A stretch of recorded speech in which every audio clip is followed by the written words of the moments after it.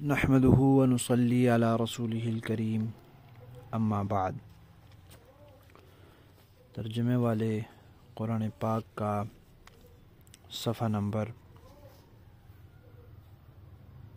1013، 28واں پارہ، سورہ مجادلہ، پہلا رکوع، آیت نمبر 5 تا 7۔ اعوذ باللہ من الشیطان الرجیم، بسم اللہ الرحمن الرحیم۔ ان الذين يحادون الله ورسوله كبتوا كما كبت الذين من قبلهم وقد انزلنا آيات بينات وللكافرين عذاب مهين۔ يوم يبعثهم الله جميعا فينبئهم بما عملوا احصاه الله ونسوه والله على كل شيء شهيد۔ ألم تر أن الله يعلم ما في السماوات وما في الأرض؟ ما يكون من نجوى ثلاثة إلا هو رابعهم ولا خمسة إلا هو سادسهم ولا أدنى من ذلك ولا أكثر إلا هو معهم أينما كانوا ثم ينبئهم بما عملوا يوم القيامة إن الله بكل شيء عليم۔ صدق اللہ العظیم۔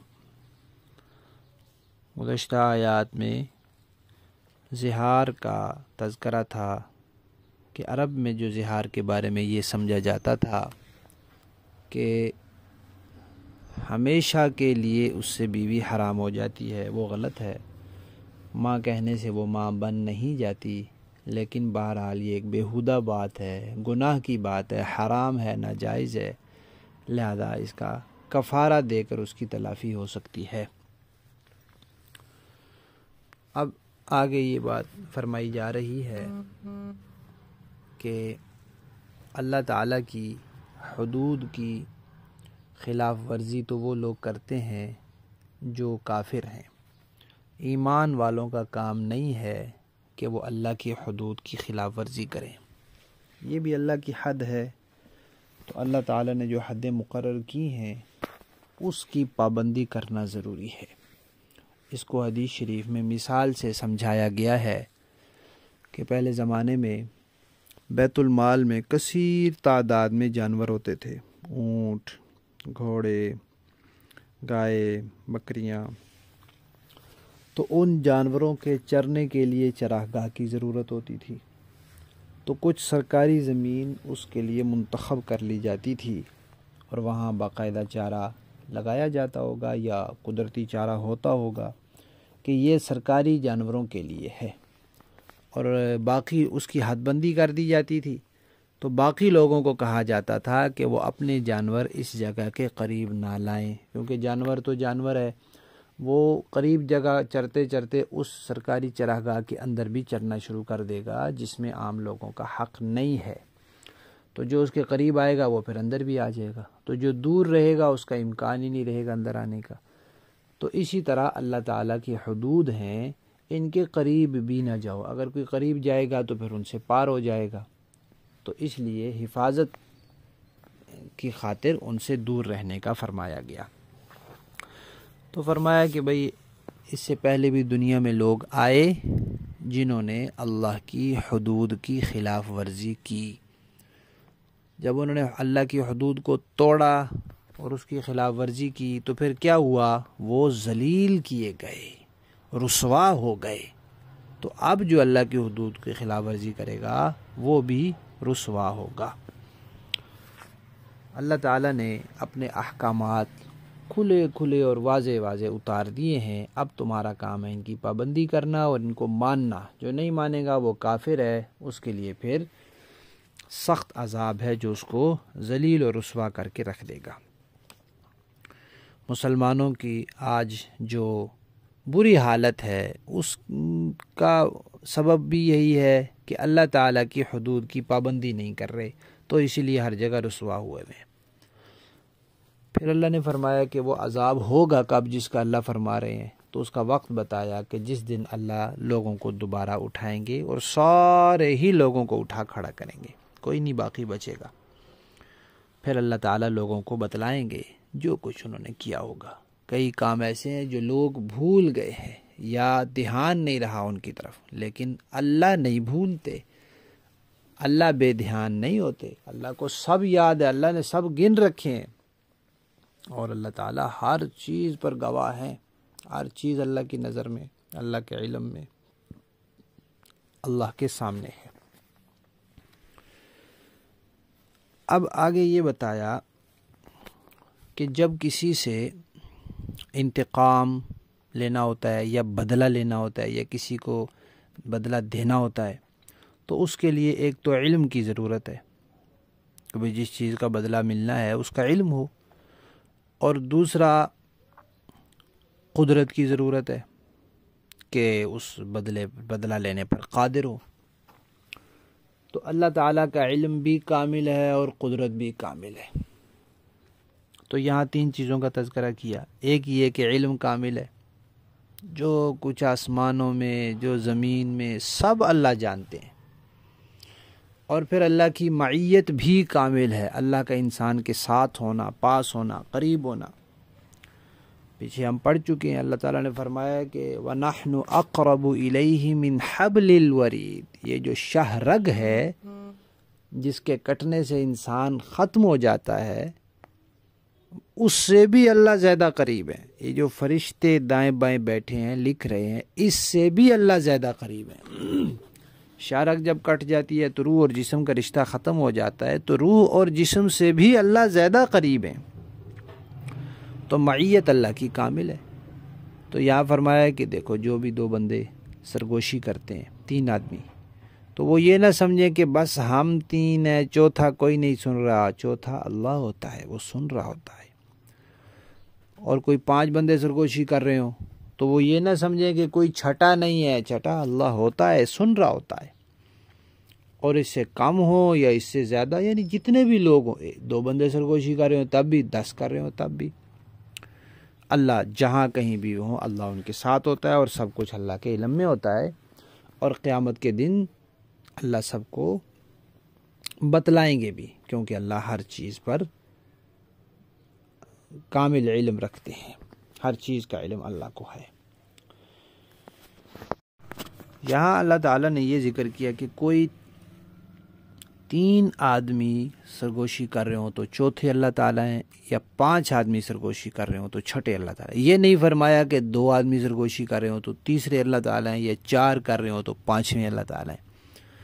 حضرات مفسرین کرام نے لکھا ہے کہ جب کوئی مشورہ ہوتا ہے، کوئی اہم معاملہ ہوتا ہے، تو اس کے لیے آپس میں مشورہ کیا جاتا ہے، اور کبھی سرگوشی کی ضرورت بھی پڑ جاتی ہے تو سرگوشی کی جاتی ہے۔ اب سرگوشی کرنے والے اگر ہوں 2 اور دونوں کی رائے ہو جائے الگ الگ، تو پھر ذرا ترجیح دینا اور فیصلہ کرنا دشوار ہوتا ہے، مشکل ہوتا ہے۔ اور اگر ہو 3 تو 2 ایک طرف ہو جائیں اور ایک طرف ہو تو ذرا کام آسان ہو جاتا ہے۔ اسی طرح اگر ہوں 4 تو 2 ایک طرف اور 2 ایک طرف، پھر برابر، پھر ذرا دشواری ہوتی ہے۔ اور اگر ہوں 5 تو 2 ایک طرف اور 3 ایک طرف، پھر ذرا آسانی ہو جاتی ہے۔ تو طاق عدد جو ہے اس کو پسند کیا گیا۔ تو یہاں اللہ تعالیٰ نے طاق عدد کا ذکر کیا ہے۔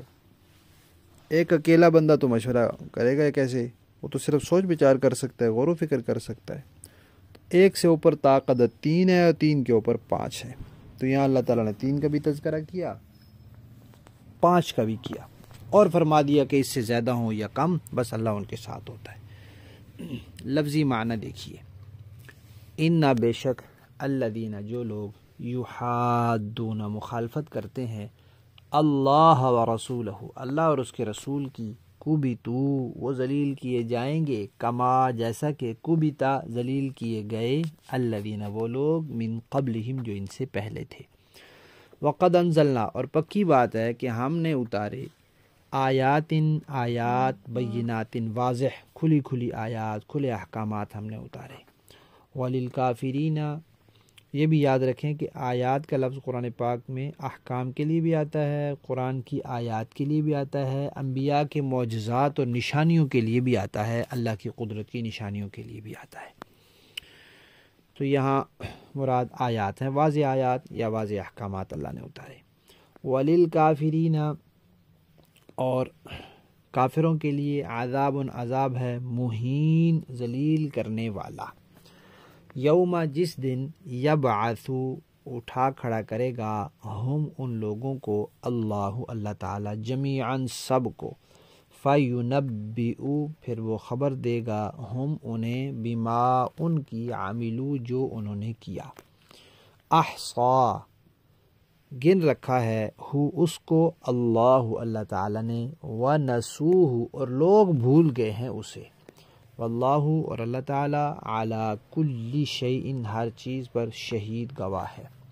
علم ترا، کیا آپ نے نہیں دیکھا، یہاں مراد ہے علم تعلم۔ قرآن پاک میں علم ترا کہیں علم تعلم کے معنی میں آتا ہے، کہیں علم تنظر کے معنی میں آتا ہے۔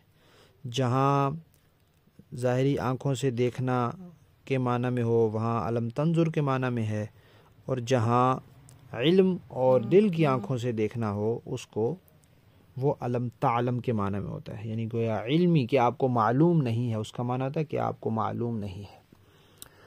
علم ترا، کیا آپ کو معلوم نہیں ہے، ان اللہ کہ اللہ تعالی، یعلم جانتا ہے، ما فی السماوات جو کچھ آسمانوں میں ہے، وما فی الارض اور جو کچھ زمین میں ہے۔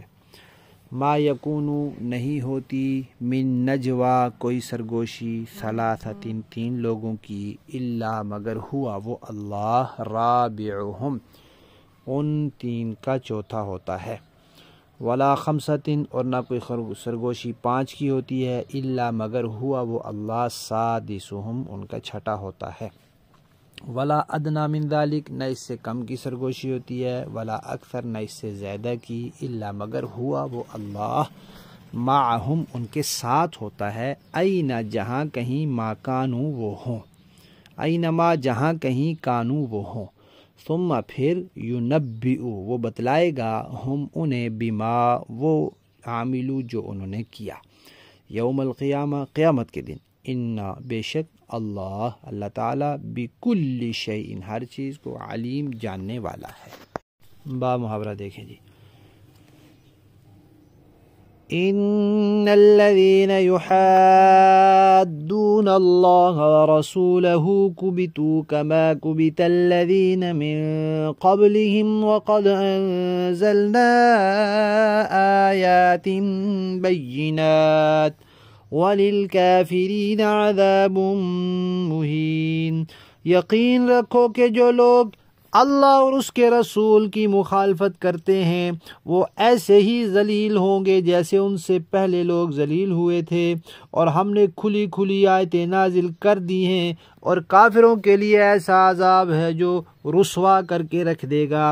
یوم یبعثهم اللہ جمیعا فینبئهم بما عملوا احصاہ اللہ ونسوہ واللہ علی کل شیء شہید۔ اس دن جب اللہ ان سب کو دوبارہ زندہ کرے گا، پھر انہیں بتائے گا کہ انہوں نے کیا کچھ کیا تھا، اللہ نے اسے گن گن کر محفوظ کر رکھا ہے اور یہ اسے بھول گئے ہیں، اور اللہ ہر چیز کا گواہ ہے۔ الم تر ان اللہ یعلم ما فی السماوات وما فی الارض، کیا آپ نے نہیں دیکھا کہ آسمان اور زمین میں جو کچھ ہے اللہ اسے جانتا ہے۔ ما یکون من نجوا ثلاثۃ الا هو رابعهم ولا خمسۃ الا هو سادسهم ولا ادنى من ذلك ولا اکثر الا هو معهم اینما كانوا ثم ينبئهم بما عملوا يوم القیامہ ان اللہ بکل شیء علیم۔ کبھی 3 آدمیوں میں کوئی سرگوشی ایسی نہیں ہوتی جس میں چوتھا وہ نہ ہو، اور نہ 5 آدمیوں کی کوئی سرگوشی ایسی ہوتی ہے جس میں چھٹا وہ نہ ہو، اور چاہے سرگوشی کرنے والے اس سے کم ہو یا زیادہ، وہ جہاں بھی ہوں اللہ ان کے ساتھ ہوتا ہے۔ پھر وہ قیامت کے دن انہیں بتائے گا کہ انہوں نے کیا کچھ کیا تھا۔ بے شک اللہ ہر چیز کو جاننے والا ہے۔ صدق اللہ العظیم۔